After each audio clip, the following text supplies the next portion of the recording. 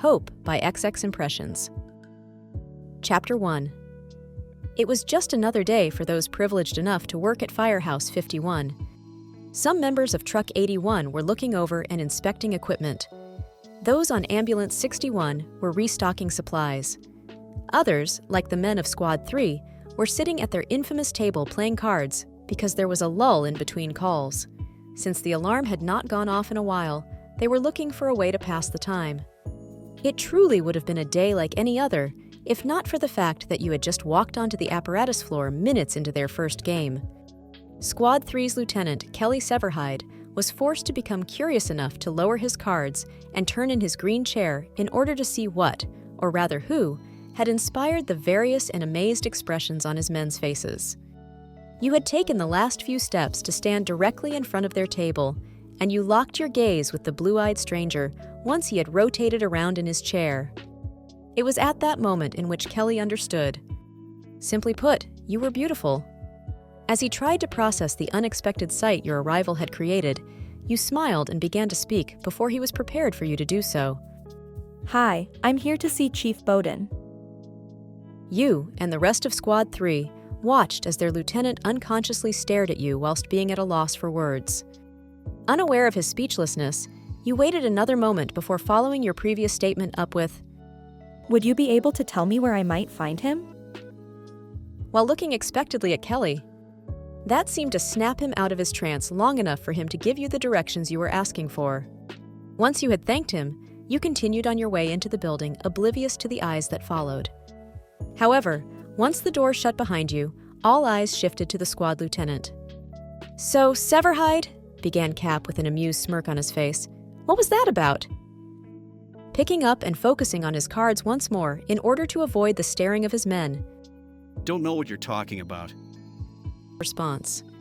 After sharing humored looks of disbelief with his fellow colleagues around the table, Cruz decided to be the one to redundantly clarify. "Come on, Lieutenant. I have never seen anyone make you go speechless like that." Wanting to discuss anything but this, Kelly all but growled out. Look, are we gonna play or not? His men quickly shared another glance amongst themselves before agreeing to drop the subject. While the card game did continue, it now felt distracting as Kelly kept flickering his eyes to the door you had gone through as more time passed. Because now, his mind wanted to focus on the kindness of your gaze, the sincerity of your smile. He knew with absolute certainty that these things would be forever imprinted in his mind, even if he never laid his eyes on you again. So it could be that he was getting antsy the longer you were having your conversation with the chief, because he definitely wanted a second chance at saying more than a few stuttered words to you. Unfortunately, the odds were not in his favor as the alarm finally blared overhead for the first time in hours. Truck 81, Squad 3, Ambulance 61, car accident at. Racing from their chairs towards their trucks, Squad 3, along with the rest of the house, hustled into their turnout gear and pulled off once everyone was seated inside their respective vehicles. As the fire truck exited the driveway, Kelly's quick glance into the side view mirror on the passenger side made him do a double take as he caught a quick glimpse of you. Having exited the firehouse with the chief following just behind, Severhide watched as you two shared a brief hug before you each said your departures, which sparked his curiosity all the more. Whoever you were, it was clear that his hope for a conversation would not be met on this day as the truck turned and sped off towards their destination. Not wanting to dwell on the missed opportunity for too long, Severide looked forward in his seat and readied himself to handle the accident that was just ahead. Luckily, there hadn't been any serious damage done, so no one was hurt. That being said, the rest of the hours in the shift passed by relatively quickly once they returned to the house. His 2 days off also breezed by, and soon he was once again seated in the briefing room on another Monday morning with Chief Bowden making announcements and giving updates. "And finally," he said in his gruff voice, "I would like to introduce you all to someone who's going to be spending some time with us here at 51. Following the hand gesture, Chief made signaling this someone over. Kelly's eyes almost doubled in size when he recognized the mysterious person as you. "You were the one from last shift!" So surprised, Severhide almost missed the reason for your being here as you began to speak. Hey everyone. I'm a contractor with the CFD's public relations team, and it's my job to make you guys look as great as possible in the content we'll be creating. That said, I'll be taking some videos and photographs as I shadow you guys for a few shifts. So don't mind me. I'll be so invisible, you won't even notice that I'm here. You finished with an assured smile. Kelly's mind couldn't help but to immediately disagree, since he knew noticing you seemed to be all he could do at this moment in time. Luckily, Bowden started to wrap up the meeting by sending a brief thanks your way, then also made sure to say, "I expect all of you to treat our guest with the utmost respect. Her father and I go way back, so if there's resistance of any kind, you will hear from me."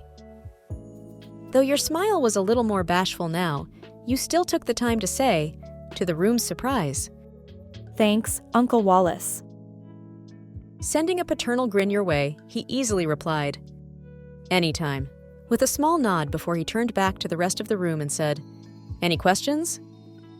Of course, it had to be Herman who raised his hand with a look of confusion on his face to ask the one question they were all thinking in a flabbergasted tone of voice. Uncle?" Letting out an amused chuckle, you decided to be the one to answer for the both of you. "Yes, Chief is actually my godfather. That's why your firehouse is the first one that I'm shadowing since I know he runs a tight ship. Like he said, he and my father go way back, so I've known him since I was a baby." "Which makes her family," Bowden interjected with a note of amused but serious finality before saying, "Understood?" He sent his commanding gaze around the room to ensure his point got across, and was met with multiple affirmings of, "Yes, Chief." "Then thank you all for your time this morning. That's it for today's briefing." Kelly was the first out the door once the meeting had concluded. Making it to the safety of the bathrooms, he hunched over the sink as he was hit with the startling realization that A, he had a crush, and B, it was on Bowden's goddaughter. Making eye contact with himself in the mirror, he had one thought going around in his head. Man, I am so screwed. End of Chapter 1.